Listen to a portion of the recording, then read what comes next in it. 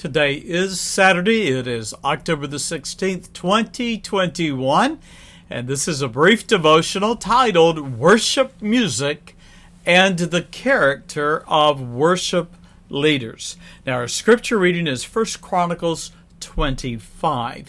You're going to notice in 1 Chronicles 25, 24 orders of Levite musicians that are numbered there. Now, this is continuing the census and organization of the men of the tribe of Levi that began in 1 Chronicles chapter 23.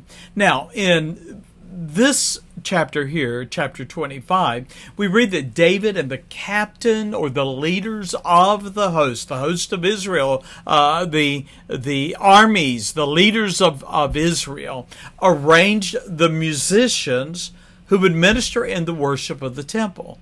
Now, it's interesting that David was intimately involved in the music of the tabernacle and the organization of the music ministry in the temple.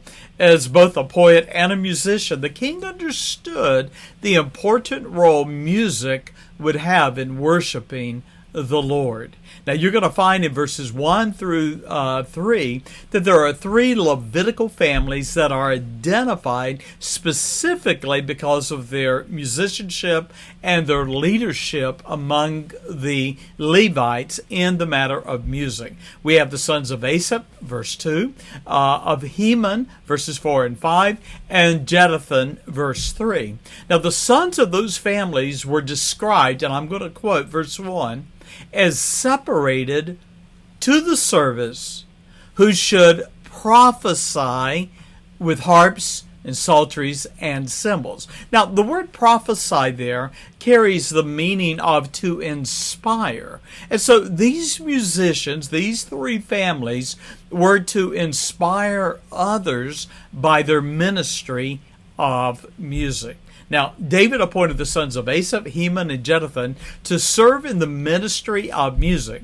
Now, Heman, in verse 5, stands out not only as a chief musician, but we read, God gave to Heman 14 sons and 3 daughters, so 17 children total. Asaph, Heman, Jeduthun evidently were excellent musicians, and they passed their musical skills to their children who served under their father's directions in the house of the Lord. And we read in verse 6, with cymbals, psalteries, harps for the service of God. Now, we read in verse 7 that altogether there were 288 musicians who were described as, and I quote, instructed in the songs of the Lord, even all that were cunning. Now, the word instructed means taught. And so these were people who had grown up in the Levite families. They had been taught and they had been trained in the matter of their musicianship and in the songs of the Lord, which would be referring to the Psalms. And they were cunning. Literally, they were skilled in music. Of course, we noticed back in chapter 23 that there were also 4,000 singers and musicians whom David appointed to offer praises to the Lord.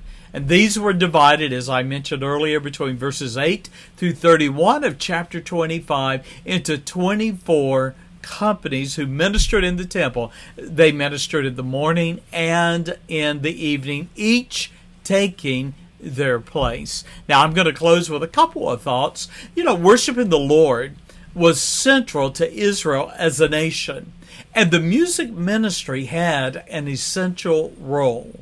The orchestra and choir consisted of Levites whose lives were dedicated to ministering daily in the temple. As the 21st century church, we would be wise to return to that standard.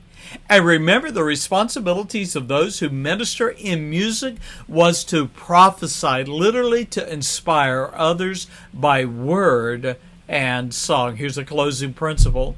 Godly character and musicianship were essential for those who ministered in music before the Lord and His people. I would challenge you that anyone who sings in front of your congregation, anyone who leads the singing, those who are part of the choir, are intimately involved in the ministry.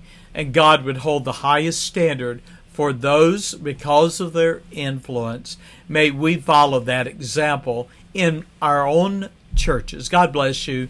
Thank you for joining me for this devotional, and bye-bye.